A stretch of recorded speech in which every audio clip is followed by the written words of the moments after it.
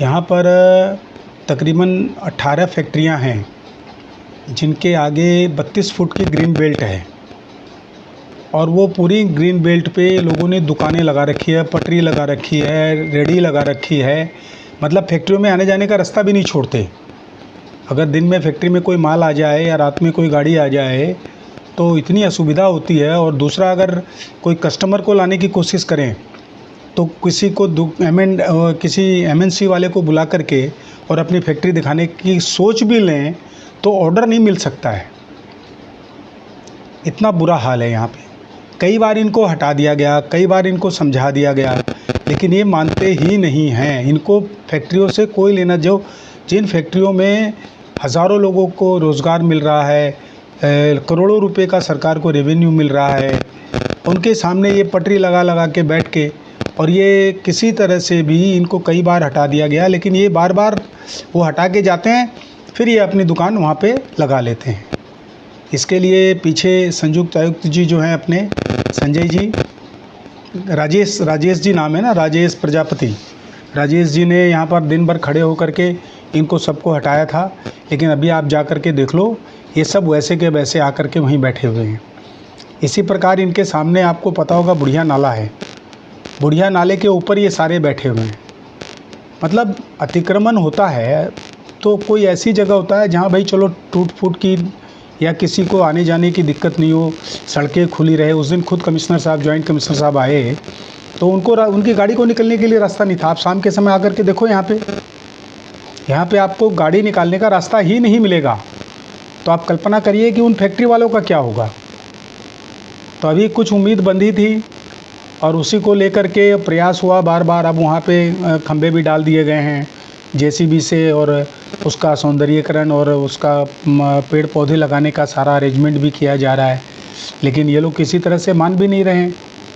आज कमिश्नर साहब से मिलने की बात है, क्योंकि उन्होंने कहा था कि भाई फैक्ट्रियों के बाहर जो है हरित पट्टी जो है वो सारी फैक्ट्रियों को मेंटेन करनी है। उन्होंने अभी हमने बुढ़िया नाले के किनारे और एक हरित पट्टी मेंटेन करके और कमिश्नर साहब से उसका उद्घाटन भी करवाया हमने। तो इसलिए हमारा प्रयास तो यही है कि कम से कम जो इंडस्ट्रियल एरिया है, जो औद्योगिक, अब DLF है, आप कल्पना करिए गुड़गांव का DLF और फरीदाबाद का DLF का सबसे पहला प्रोजेक्ट है फरीदाबाद का ये।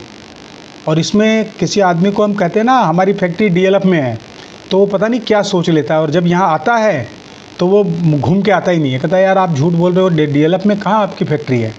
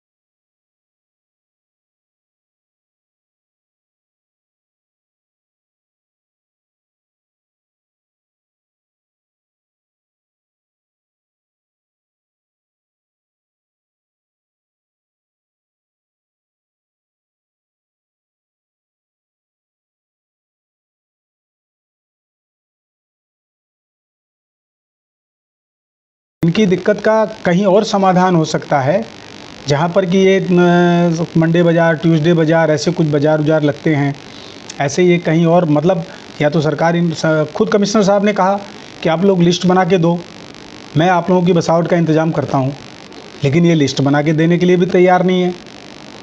आप कल्पना करिए कि 17 फैक्ट्री है, 17 फैक्ट्री का 80 फुट का फ्रंट है, उसके सामने 32 फुट की ग्रीन बेल्ट है, पूरी की पूरी ग्रीन बेल्ट पर इन लोगों ने कब्जा कर रखा है।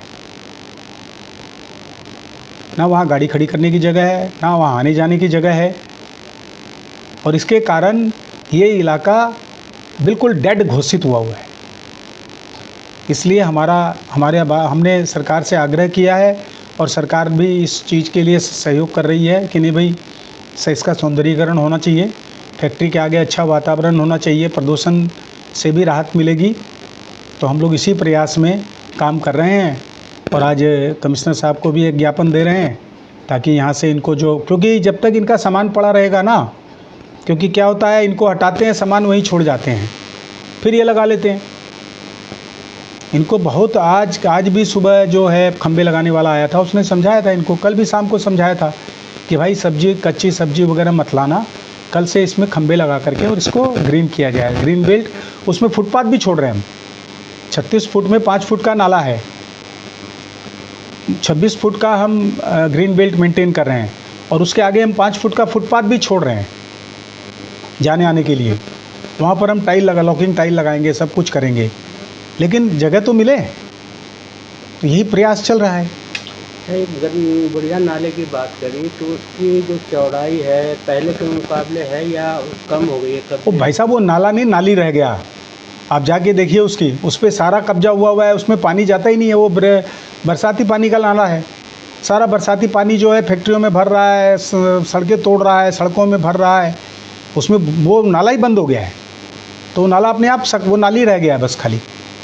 अभी सीएम साहब ने भी कहा है, अभी योजना भी है, हम लोग गंगा का पानी फरीदाबाद में ला रहे हैं, उसको अलग अलग डाइवर्ट भी करेंगे, उसमें बुढ़िया नाली की भी योजना है। लेकिन अब वो नाला नहीं, अब तो वो नाली रह गया है, लोगों ने अतिक्रमण कर करके उसको सारा और उस पर कब्जा कर रखा है लोगों ने।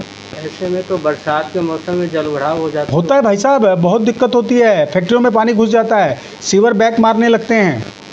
मैं बता रहा हूँ ना, नर्क में रह रहे हैं हम लोग। कहने को अर्बन एरिया है, लेकिन यहाँ नर्कीय स्थिति हो जाती है।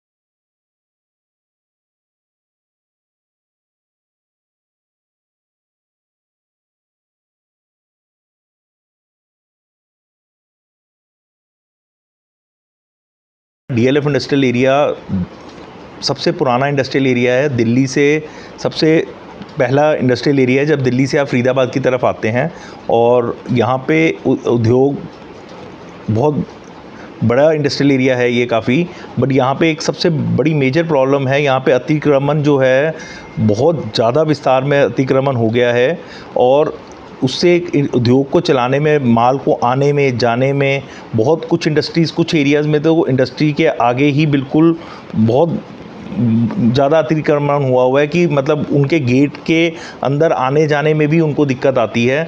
और यहाँ पे बहुत सारे एक्सपोर्ट हाउसेज़ हैं जिनके बाहर से बायर्स आते हैं और मतलब मेरा ये कहना है कि ब्यूटिफिकेशन के ऊपर काम होना चाहिए।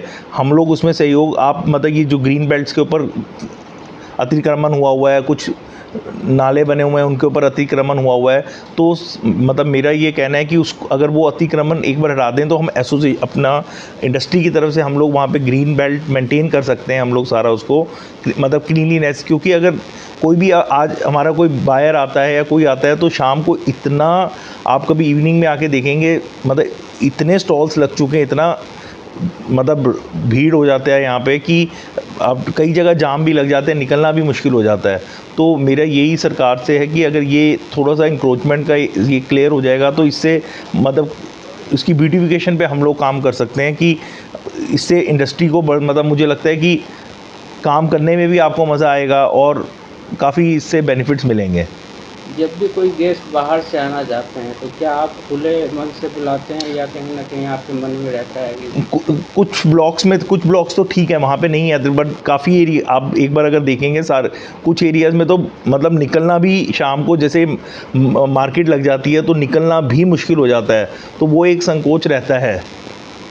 क्या चाहते हैं प्रशासन से बस यही है कि इनको कोई भी या तो जोन एक वहाँ पे स्पेसिफाइड करते हैं कि जो फैक्ट्रियों के आगे एटलीस्ट है, उससे क्या होता है कि सारा कूड़ा या जो भी खाते पीते हैं वो सब वहीं नाले सारे ब्लॉक होते हैं और सारे मतलब उससे सारा सीवरेज सिस्टम भी ब्लॉक होता है।